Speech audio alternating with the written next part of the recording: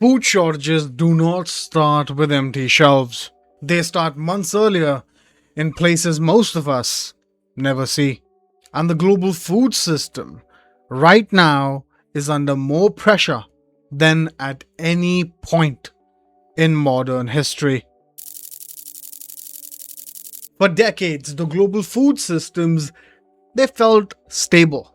The go-to answer for a lot of us was food comes from somewhere else. The prices, yes, they fluctuated, but supply, that felt guaranteed. That sense of security is now an illusion.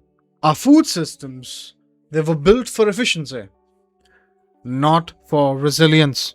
You see, food is uniquely vulnerable to climate change. Crops depend on predictable seasons. Livestock depends on water and feed. Fisheries, they depend on stable oceans. The IPCC has constantly warned that rising temperatures, shifting rainfall, and extreme weather directly reduce crop yields and nutritional quality. When climate patterns change faster than any farming systems can adapt, output is bound to fail. Previously, I've mentioned that heat waves, they don't just kill people, they kill crops. Research summarized by the Food and Agricultural Organization of the UN shows that even short periods of extreme heat during the most critical growth stages can drastically reduce the yield of staple crops like wheat, rice, and maize. And unlike floods or storms, heat damage is oftentimes invisible until harvest. Contrary to popular belief, when food production fails in any one region, it affects travel. The World Bank analysis shows climate shocks increasingly disrupt food producing regions that supply global markets, directly raising prices that impact regions far beyond the countries affected. And that is precisely why a drought in one country can raise food prices across continents.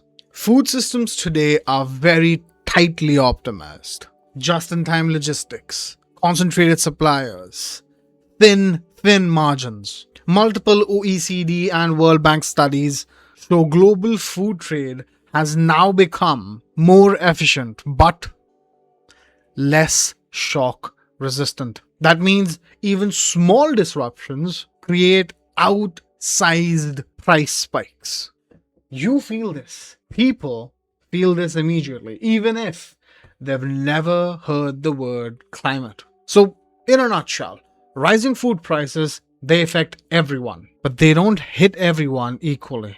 According to the World Food Programme, food insecurity disproportionately affects low-income households, where food makes up a much larger share of monthly expenses. For millions around the world, rising food prices means eating less, not eating differently. And food stress has a tendency of spilling into everything. Research from the World Bank and the UN directly links food price shocks to increased social unrest, forced migration, and even political instability.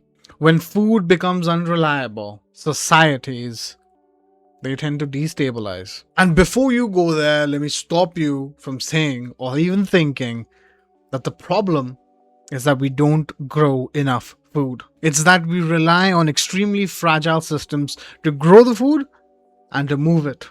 Monocultures, overstressed land, and long supply chains that are overtly vulnerable to breaking. As a matter of fact, the IPCC and the FAO both highlight that industrial food systems amplify climate risk, particularly when diversification and local resilience are low. So what do? Well, there is no single fix, but there are patterns that work. Crop diversification is known to improve resilience. Soil health increases water retention. Regional food systems are known to reduce shock transmission, which has been widely documented by the FAO, the UNDP, and multiple peer-reviewed agricultural research papers. Furthermore, it is extremely important to understand that resilience is not about returning to the past. It's about designing food systems for a changing climate. So let me put this to you now. Food shortages, they do not begin at the store. They start with climate pressure on systems built for stability, not stress. The question is not whether climate change will affect food. It already is. The question is, what are we going to do about it? If this video helped you understand why food feels more fragile than it used to, subscribe. This is no Vicks given. We explain the systems shaping everyday lives long before they break. I'll see you in the next one.